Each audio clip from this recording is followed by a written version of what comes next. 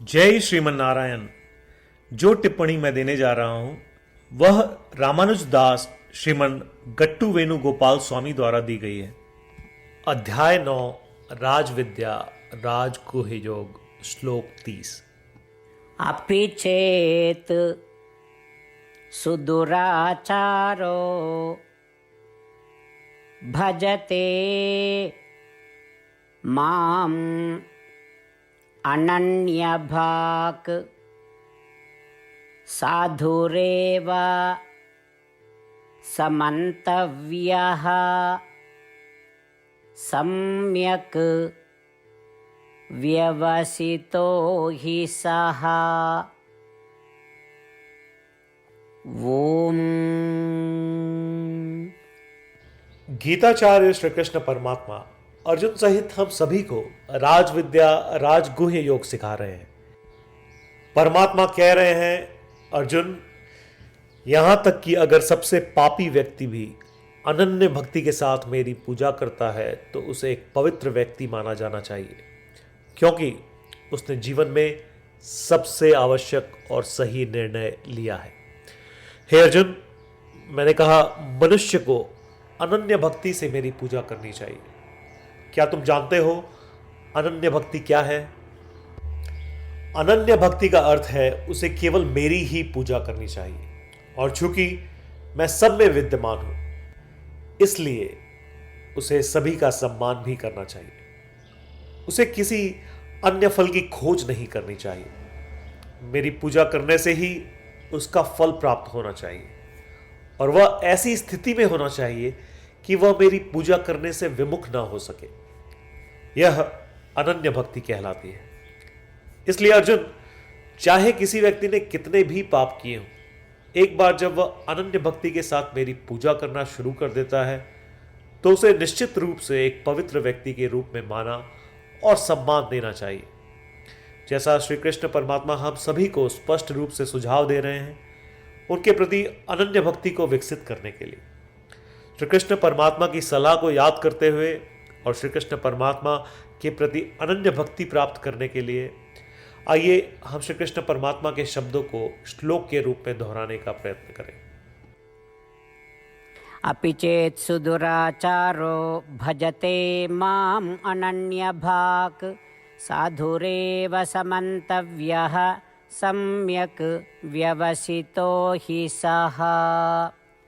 श्रीमन्नारायण करिष्ये वचनं तव। श्रीमद् भगवद गीता का संपूर्ण सार श्री कृष्ण परमात्मा द्वारा अध्याय 18 श्लोक 65 से 70 में 8 कार्य करने के लिए दिया गया है। श्री कृष्ण कहते हैं, मुझे वे लोग पसंद है जो इन 8 बातों का पालन करते हैं। मैं उन भक्तों की हर प्रकार से रक्षा करूंगा।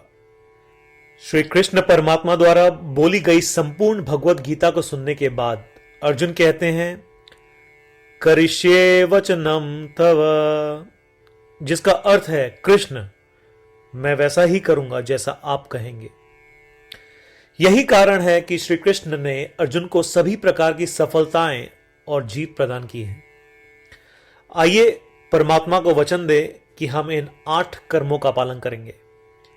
ऐसी कोई पूजा, तप या यज्ञ नहीं है जो परमात्मा को यह शब्द देने से बढ़कर हो। मैं कहूंगा कि ये 8 प्रतिज्ञाएं हमें करनी चाहिए।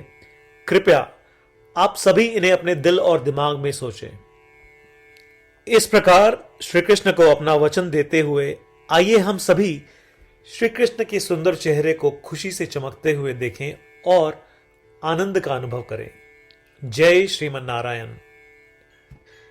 ये है हमारे 8 वचन।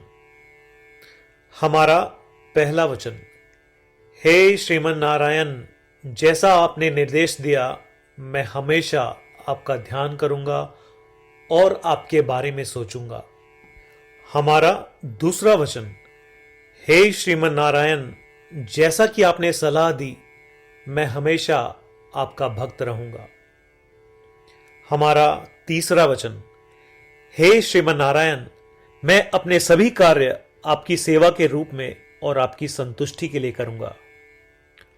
हमारा चौथा वचन, हे श्रीमन नारायण, जैसा कि आपने अनुसरण करने के लिए कहा था, मुझे पूरा विश्वास है कि मैं आपका हूं और मैं हमेशा अपने हाथ जोड़ूंगा और आपको नमस्कार करूंगा। हमारा पांचवा वचन, हे श्रीमन नारायण, मुझे आपके शब्द मामेकम शरणम व्रज याद आते हैं, जो आपने सिर्फ और सिर्फ आपको ही समर्पण करने को कहा था। श्रीमन नारायण, मैं केवल आपके प्रति समर्पण करता हूं। हमारा छठा वचन, हे श्रीमन नारायण, मुझे आपके शब्द मां शुचः याद आते हैं कि आप हमें शोक न करने का आश्वासन दे रहे हैं। मैं अब शोक नहीं करूंगा। हमारा सातवां वचन, हे श्रीमन नारायण, आपने हमारे लिए श्रीमद् भगवद गीता देकर हम सभी पर कृपा की है और आशीर्वाद दिया है। मैं कम से कम एक श्लोक पढ़ने या सुनने का वादा करता हूं। हमारा आठवां वचन, हे श्रीमन नारायण, आपने सारी मानवता को गीता प्रदान की। मैं गीता में आपके दिव्य शब्दों को उन भक्तों तक फैलाने का प्रयास करूंगा जो गीता से अपरिचित हैं। हमने अभी अभी परमात्मा को 8 वचन दिए हैं। प्रतिदिन श्रीमन नारायण को यह वचन देना कि हम वैसा ही करेंगे जैसा वे कहेंगे, अपने आप में एक महान पूजा है। आइए हम उसे अपने अटल विश्वास के साथ अपना वचन दें। श्रीमन नारायण करिष्ये वचनम तव, जिसका अर्थ है, श्रीमन नारायण, मैं आपके निर्देशों के अनुसार कार्य करूंगा। सर्वम श्री कृष्णार्पणमस्तु। जय श्रीमन नारायण। अपि चेत् सुदुराचारो भजते माम् अनन्यभाक् साधुरेव समन्तव्यः सम्यक् व्यवसितो हि सः। ॐ